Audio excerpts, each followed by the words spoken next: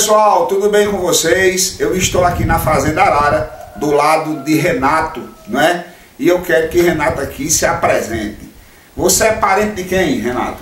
Eu sou filho de Zé Maracajá de Moraes, que era filho de Esterlinda Maracajá, neta do Coronel Patrício. Do Coronel Patrício, muito bem.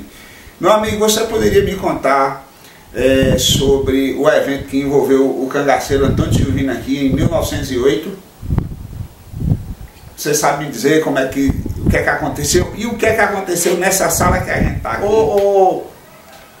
Nessa passagem de Antônio Silvino aqui em 1908, Antônio Silvino chegou, salvo engano, acho que um domingo à tarde aqui, e Luiz Maracajá era recém-casado pela segunda vez e a mulher tinha descansado duas crianças. Naquele tempo não tinha recurso para a gente saber se era uma ou duas crianças, né? Aí, como nasceu duas, só tinha enxoval para uma. E quando Antônio Silvino estava chegando, Luiz Maracajá estava passando as ordens para um trabalhador que estava saindo em um burro para ir à cabaceira buscar o outro enxoval da outra criança.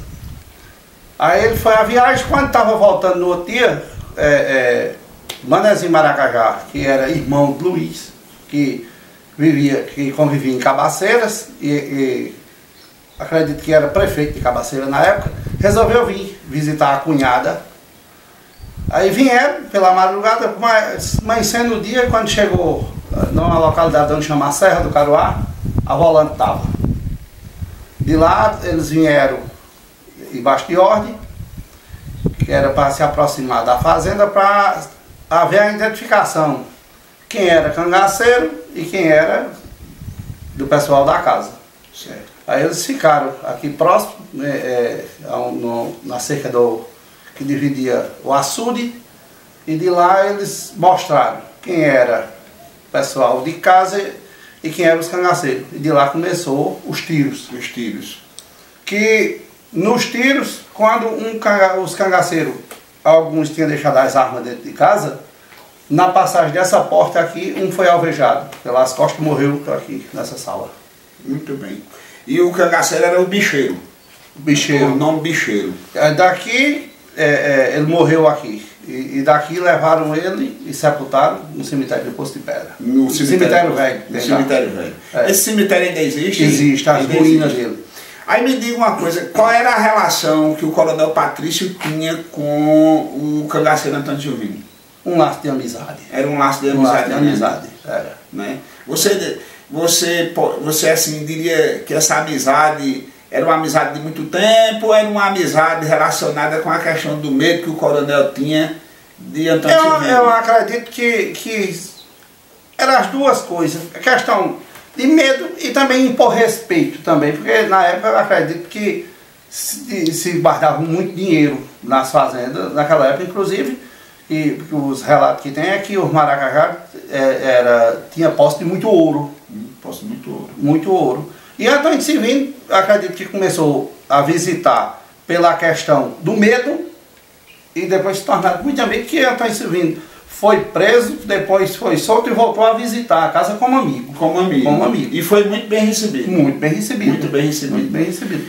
Aí você poderia me dizer mais ou menos como é que se desenrolou esse combate entre Antônio Silvino e as forças volantes?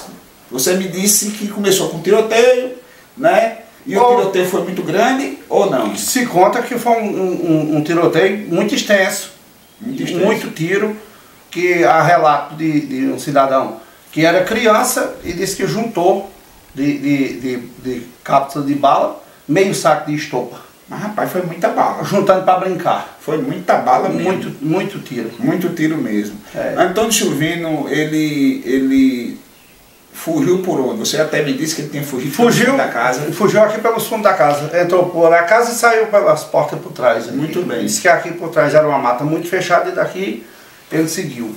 Me diga uma coisa, se você tem conhecimento ou não. Veja só, alguns relatos inclusive de escritores também e de alguns jornais da época, dizem que Antônio Silvino usou o coronel Patrício como escudo, inclusive para se proteger. Dizem essas matérias e essas histórias contadas em livros que na hora que Antônio Silvino usou o coronel como escudo, o pessoal da Rolante, pela importância, né, que o seu parente tinha, pararam de atirar. Você conhece essa história? Você ouviu falar essa história? Não, essa parte em detalhe, não, porque eu escutei essa história, eu era muito criança, que era esse cidadão que juntou as cápsulas de bala para brincar, ele já tinha o que? Eu tinha uns 10 anos de idade, ele já tinha quase 90. Tinha quase 90. Quase 90 anos.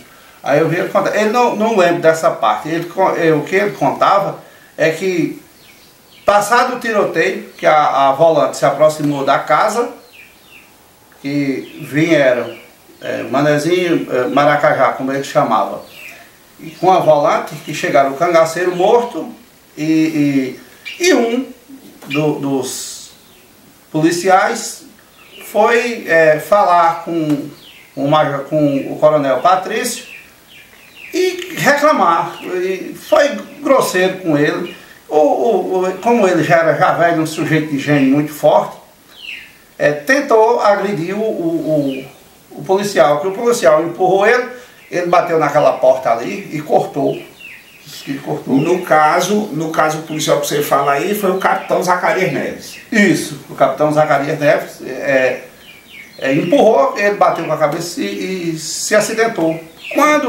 Disse que quando o Manezinho Maracajá estava aqui dessa porta ouvindo essa conversa, quando viu o pai ferido, ele tomou a arma de um dos policiais e rendeu a volante inteira. Daqui saiu desarmado. Ixi Maria, quer dizer que o Manezinho era o cão chupando mão. Disse que era um homem pequeno, muito pequeno, agora muito disposto. Agora, para que ele conseguisse desarmar todos, estava todo mundo junto aqui. Estava todo mundo aqui. Estava todo mundo junto. Estava todo mundo. Eu acredito que todos aqui no entorno dele. Que com isso ele fez um refém e ordenou que entregassem as armas. Rapaz, é uma valentia muito grande mesmo de Manezinho, né? Foi. Ele mostrou que era um caririzeiro de sangue mesmo. Porque né? até assim, todos os relatos que eu conheço, que é conhecido alguns do Maracajá de um homem destemido. Agora, em todos os relatos que eu ouvi falar, diz que o homem de mais coragem chamava-se Manezinho Maracajá. Manezinho Maracajá. Que era disposto para tudo. Tudo. Muito bem. Diz que o que ele tinha de pequeno tinha de coragem. Você estava me relatando, antes da gente começar essa entrevista aqui, que tinha uma ordem de queimar o corpo do cangaceiro. Foi. Tinha ordenado que era para puxar o cangaceiro ali para o terreiro e queimá-lo. E Manezinho Maracajá desmanchou essa ordem, mandando tirar o corpo de dentro de casa e sepultar lá no cemitério de Poço de Pedra. De Poço de Pedra. De Poço de Pedra. Que existe até hoje esse cemitério. Até hoje existe. As águas do rio, quando as enchentes são muito grandes, a água entra, mas ainda tem lá as ruínas. Ainda tem as ruínas no cemitério. Tem. Muito bem. Olá pessoal, tudo bem com vocês? Gente, percorrendo os caminhos do cangaceiro Antônio Silvino, chegamos na localidade de Poço de Pedras, que fica dentro do município de São João do Cariri. E estamos aqui no cemitério antigo de Poço de Pedras. Esse cemitério, ninguém sabe realmente quem construiu ele, mas sabe-se da finalidade, né? Ele foi construído para que as pessoas que tinham contraído cólera fossem enterrados. Isso já lá no final do século XIX. Vocês sabem que essa região aqui e outras regiões do Nordeste sofreram muito com esse mal, né? Conhecido por cólera.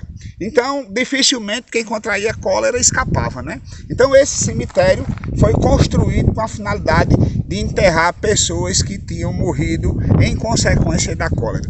E outra história ligada a esse cemitério é uma história ligada ao cangaceiro bicheiro, aquele cangaceiro que morreu no combate em 1908, mais precisamente no dia 28 de maio de 1908, lá na Fazenda Arara, né?